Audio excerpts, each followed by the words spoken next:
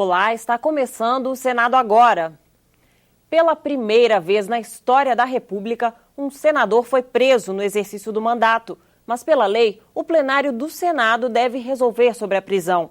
Foi o que os senadores fizeram no dia em que Delcídio do Amaral foi detido pela Polícia Federal. Está na Constituição. Os parlamentares só podem ser presos se houver flagrante de crime inafiançável. O processo deve ser enviado à Câmara ou ao Senado, que pela maioria dos seus membros deve resolver sobre a prisão. Pegou de surpresa, porque não havia sequer investigação formal contra o senador Delcídio Amaral. 10 horas depois que o senador Delcídio do Amaral foi preso, o plenário se reuniu. Só para resolver como seria a votação, os senadores levaram mais de 3 horas. 6 parlamentares apresentaram questões de ordem para que a decisão fosse aberta. E o voto aberto, senhor presidente, passou a ser regra. Passou a ser regra. Até então, a regra era o voto secreto. Mas o Congresso Nacional optou pela mudança da lógica da Constituição, passando a adotar como regra o voto aberto. Mas alguns senadores defenderam o voto secreto. E o nosso regimento é claro, lá no seu artigo 291, inciso 1, letra C, diz o seguinte: será secreta a votação, C, prisão de senador e autorização da formação de culpa, no caso de flagrante de crime inafiançável, constante do artigo 53, parágrafo 2º. Antes de resolver as questões de ordem, o presidente do Senado alertou para a gravidade da decisão do Supremo, que determinou a prisão de um parlamentar. O julgamento que nos compete fazer é se pode, sim, o Supremo Tribunal Federal, como faz hoje, por decisão de uma turma, prender preventivamente um senador no exercício do mandato, sem que tenha culpa formada em crime inafiançável. Renan Calheiros decidiu. Rejeito a questão de ordem e resolvo todas as questões, e resolvo que a votação da presente matéria se dará da modalidade secreta no estrito cumprimento no disposto da linha C do inciso 1º do artigo 291 do Regimento Interno do Senado Federal. Mas o presidente submeteu a própria decisão ao plenário da Casa. Pelo voto, a maioria dos senadores optou pela votação aberta. Sim, 59, não 13, uma abstenção. Está mantida a decisão do Supremo Tribunal Federal e será feita a devida comunicação ao presidente do Supremo Tribunal Federal. Está encerrada a sessão. O Palácio do Planalto divulgou nota a respeito do caso. O texto informa que na próxima semana será escolhido novo líder do governo no Senado. Ainda de acordo com a nota, nesta semana respondem interinamente os vice-líderes na casa. São eles os senadores Hélio José, do PSD, Paulo Rocha, do PT, Wellington Fagundes, do PR e Teomário Mota, do PDT. A prisão do senador Delcídio do Amaral foi decidida pelo Supremo Tribunal Federal. Entenda o caso. Na manhã desta quarta-feira, a Polícia Federal fez buscas e recolheu documentos no gabinete do senador Delcídio do Amaral e na liderança do governo no Senado. Os policiais cumpriam decisão do ministro Teori Zavascki, do Supremo Tribunal Federal, que acatou um pedido do Ministério Público. O requerimento, assinado no dia 20 de novembro pelo Procurador-Geral da República, Rodrigo Janot, tem 46 páginas. Segundo o Ministério Público, o senador Delcídio do Amaral, o chefe de gabinete Diogo Ferreira e o advogado Edson Ribeiro tiveram encontros com Bernardo Cerveró, filho do ex-diretor da Petrobras, Nestor Cerveró, preso na Operação Lava Jato. Essas conversas foram gravadas por Bernardo. Nelas, o senador teria empreendido esforços para dissuadir Nestor Cerveró de firmar acordo de colaboração com o Ministério Público, ou para evitar que ele delatasse o parlamentar e André Esteves, controlador do banco BTG Pactual. Ainda de acordo com o Ministério Público, o senador teria prometido atuar junto aos ministros do STF para conseguir uma promessa de liberdade para Cerveró. Nas conversas, teria sido planejada a fuga de Nestor Cerveró para o Paraguai e de lá para a Espanha. Também é relatado o acesso do banqueiro André Esteves a documentos sigilosos da Operação Lava Jato. Segundo o Ministério Público, Delcídio do Amaral, André Esteves e o advogado Edson Ribeiro teriam oferecido um acordo financeiro à família de Nestor Cerveró, R$50 mil por mês. O dinheiro seria um mecanismo para preservar o silêncio de Nestor Cerveró.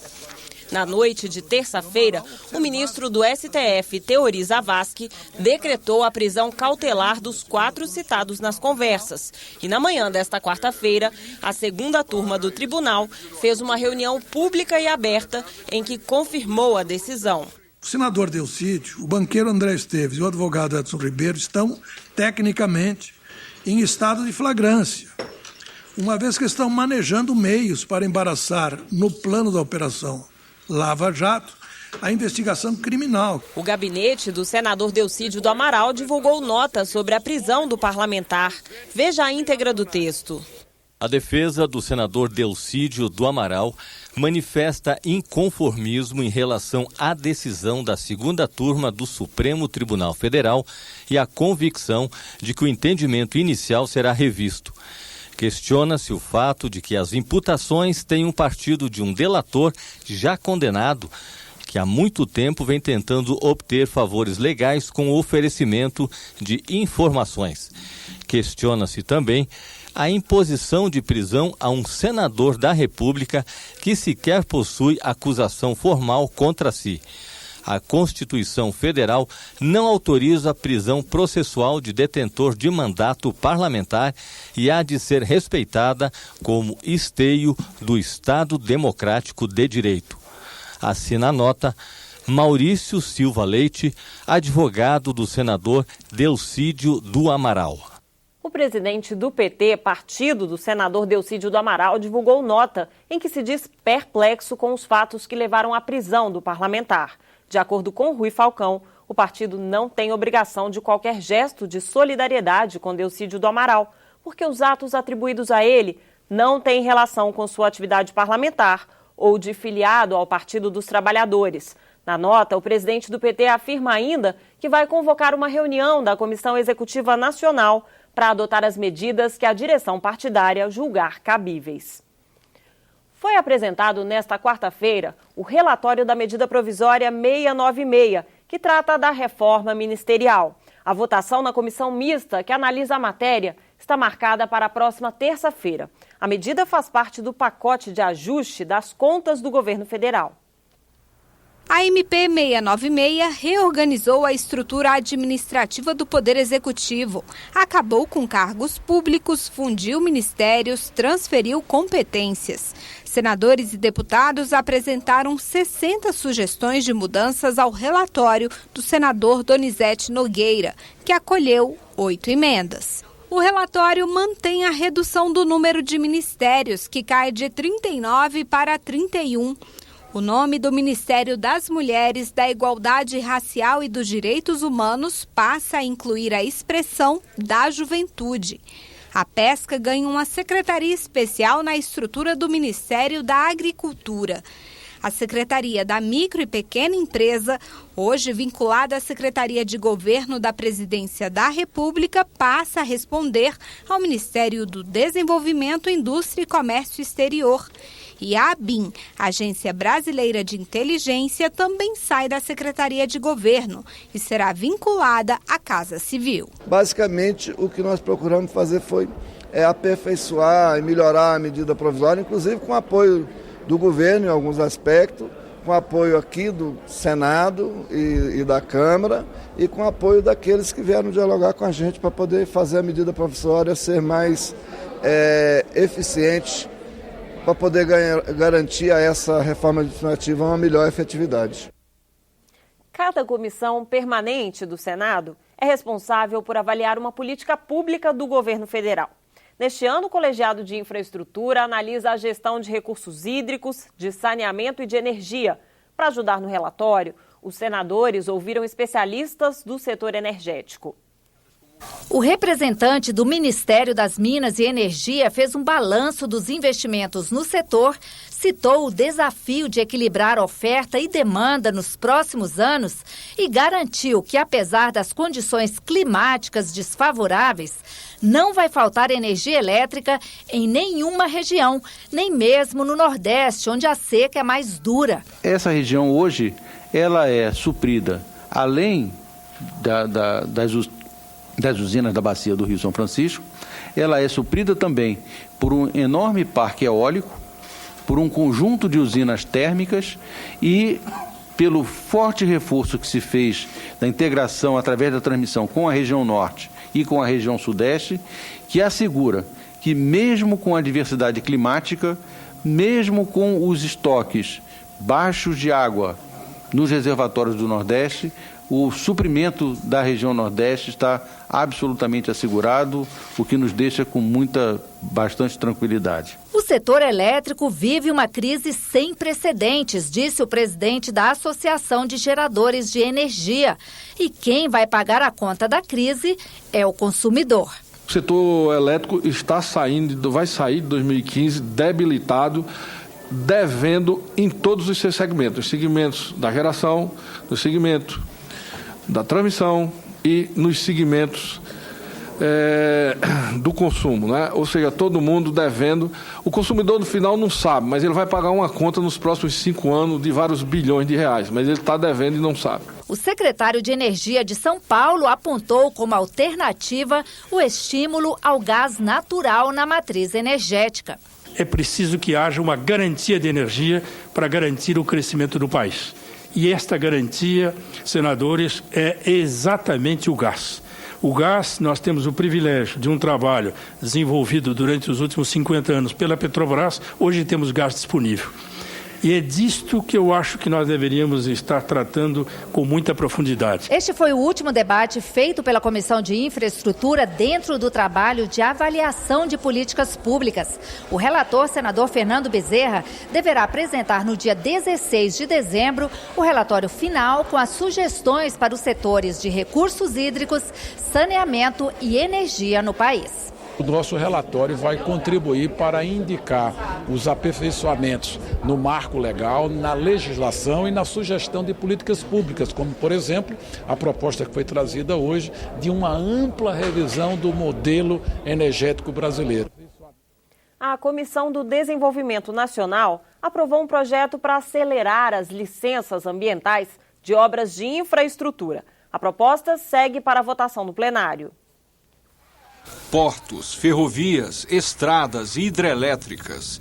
As obras de infraestrutura só podem ser feitas com um aval de órgãos ambientais, como o IBAMA ou da FUNAI, se terras indígenas forem afetadas.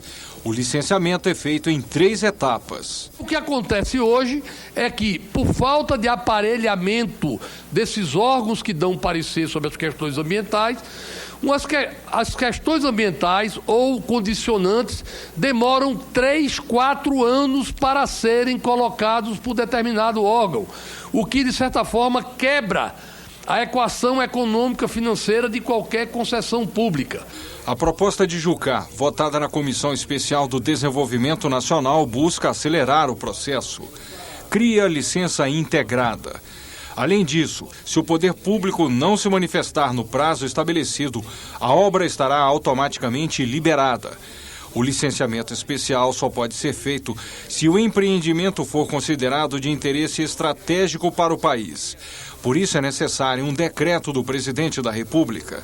Devido ao acidente de Mariana, Jucá apresentou uma emenda estabelecendo que o rito especial não valerá para mineradoras e atividades de exploração de recursos naturais. O argumento não convenceu alguns senadores, que disseram que o texto é um risco para o meio ambiente. A FUNAI está sucateada. Os órgãos de proteção do meio ambiente estão sucateados. E aí qual é a solução da gente? Já que eles estão sucateados, vamos relaxar. Ou, em vez disso, já que eles estão sucateados, vamos trabalhar para fortalecê-los. Não é razoável, no dia, nas semanas em que pessoas morreram em Mariana, no período em que barragens estouram, em que ocorre todo tipo de tragédia, a gente tornar a legislação ambiental sumária, tornar o licenciamento ambiental sumário. É inadequado, é anacrônico, é contramão dos tempos, senhor presidente. Outros senadores avaliaram, porém, que a mudança é necessária ao desenvolvimento do país.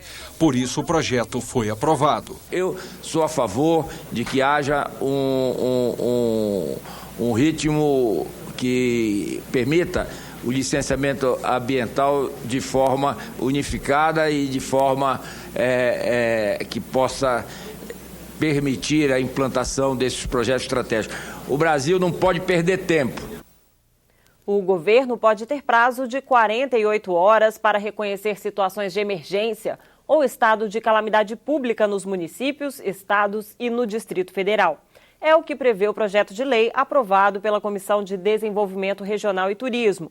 O reconhecimento é uma das condições para que possam ser feitas transferências de recursos federais destinados à recuperação das áreas atingidas por desastres. O projeto ainda tem que tramitar na Comissão de Justiça. A crise hídrica no Nordeste. A Comissão Mista de Mudanças Climáticas discutiu a situação do Vale do Rio São Francisco, que enfrenta uma das piores secas dos últimos 50 anos. A falta de chuvas está prejudicando não apenas o abastecimento de água, mas a agricultura da região. O volume de água na barragem de Sobradinho é a grande preocupação no momento. De acordo com informações do governo federal, hoje a barragem de Sobradinho tem apenas 1,7% da capacidade total do reservatório, mas há esperança de que esse volume não chegue a zero em função de chuvas previstas para os próximos 10 dias. Centenas de cidades nos estados de Alagoas, Sergipe, Bahia e Pernambuco dependem do abastecimento de água do Rio São Francisco. O representante da Agência Nacional de Águas explicou quais as ações emergenciais estão sendo tomadas para garantir, sobretudo, os projetos de irrigação e a produção de alimentos naquela região. Nós precisamos fazer ações com aquisições de conjuntos motobombas colocados em cima de balsas, do qual nós chamamos de flutuantes, e algumas ações de desassoreamento.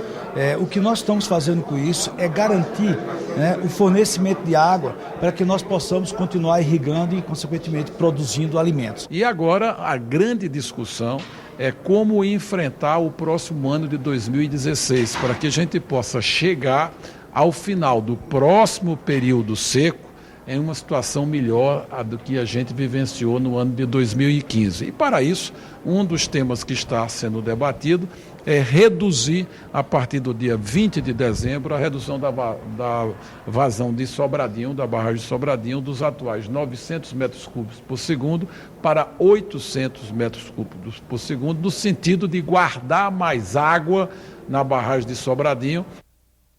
A Comissão de Assuntos Sociais reuniu especialistas para debater as políticas públicas voltadas para os idosos. Apesar de toda a legislação, um consenso. A terceira idade sofre com a violência e o abandono.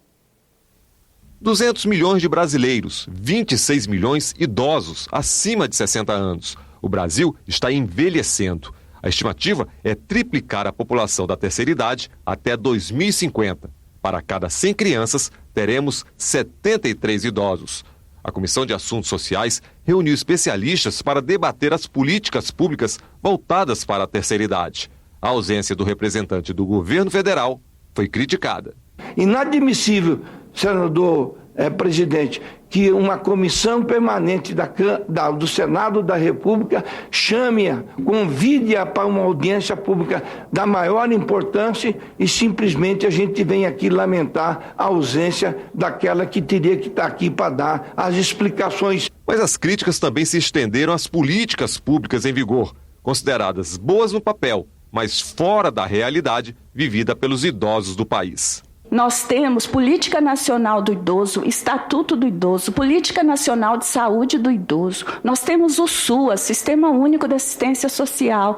Nós temos o SUS, que é o Sistema Único de Saúde, ou seja, nós temos um conjunto de políticas públicas que, em tese, simbolicamente contemplam as necessidades, mas na prática está muito longe de oferecer. A realização dessas políticas é que é o grande vazio, é a ausência realmente, isso no âmbito do município, do Estado e da própria União. E a família no cuidado do seu idoso. Sem a presença do Estado, essa tarefa fica comprometida. A responsabilidade não é só da família, a gente joga um encargo e um peso muito grande na família. Compete ao Estado a efetivação das políticas públicas. Ora, isso é um somatório.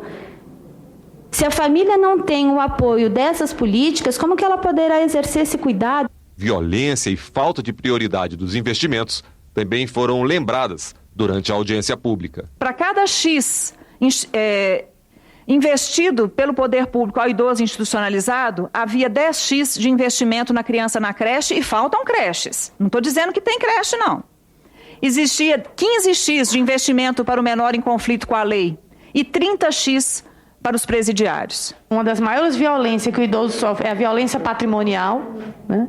Porque a família usurpava, né, todos os seus proventos, né, e o confinava num cômodo, nem um cômodo, num depósito, e o deixava lá. Ele não fazia 5 anos que ele não tinha nenhum contato com o médico da família, era proibido de entrar. A audiência pública também apontou uma ação legislativa considerada importante para os idosos, mas que continua parada no Congresso: a regulamentação do exercício da profissão de cuidador. O projeto de lei já foi aprovado no Senado, mas está há 2 anos tramitando na Câmara dos Deputados. O apelo que eu faço é no sentido de que votem, podem até rejeitar, mas deixe o projeto tramitar.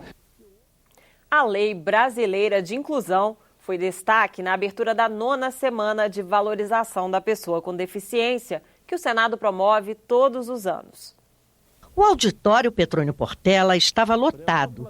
Alunos de escolas públicas, da APAE-DF, representantes do governo e associações que lutam pela inclusão de pessoas com deficiência em todos os setores da sociedade prestigiaram o evento. Após a apresentação do hino nacional, o embaixador do Reino Unido, Alex Ellis, ressaltou que o Brasil é um país inclusivo. Uma coisa que eu respeito mais que qualquer outra coisa deste país gigante por sua própria natureza, como vocês gostam de cantar, é a inclusão.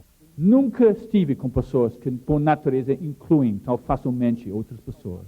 A deputada Mara Gabrilli, que foi a relatora da LBI na Câmara, elogiou o esforço e empenho do senador carioca Romário na elaboração da lei. Gabrilli ressaltou ainda que, a partir de janeiro de 2016, com as novas medidas em vigor, as escolas que negarem a matrícula de alunos com deficiência serão punidas. É um crime.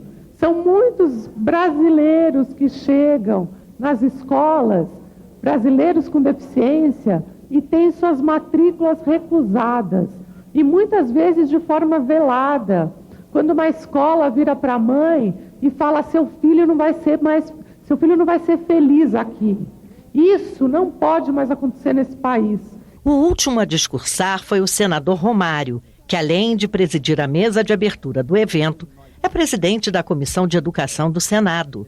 Ele falou que há 10 anos, desde que sua filha Ive nasceu com síndrome de Down, ele se engajou nessa luta e que pretende levar até o final de sua vida. Todas vocês que têm algum tipo de necessidade de deficiência, e todos nós pais das pessoas que têm deficiência, precisamos sim de pessoas que sejam engajadas totalmente nessa bandeira.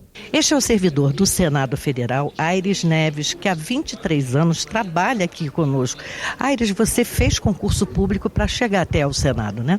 Sim, sem dúvida. Eu entrei no Senado no concurso que houve em 89, quando até ainda não havia as cotas reservadas para as pessoas com deficiência, porque a pessoa com deficiência pode também concorrer com os sem deficiência. É uma questão da pessoa se preparar e ter as oportunidades. E eu, como servidor do Senado com deficiência, tive nesta casa todas as oportunidades para me desenvolver, estar em todos os ambientes. Já trabalhei na administração, trabalhei na área política, onde estou hoje, em gabinete parlamentar, enfim, é uma casa inclusiva. A apresentação do músico Jonathan Bastos foi um dos destaques e que sensibilizou a todos os presentes. Ele nasceu sem os braços, mesmo assim toca teclado e guitarra com os pés.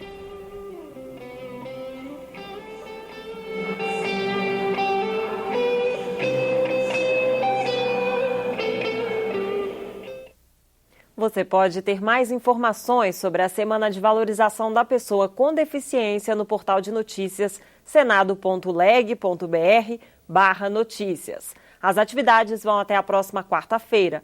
A entrada é franca. Ficamos por aqui. Você terá outras notícias ao longo da nossa programação. Obrigada pela companhia e até a próxima.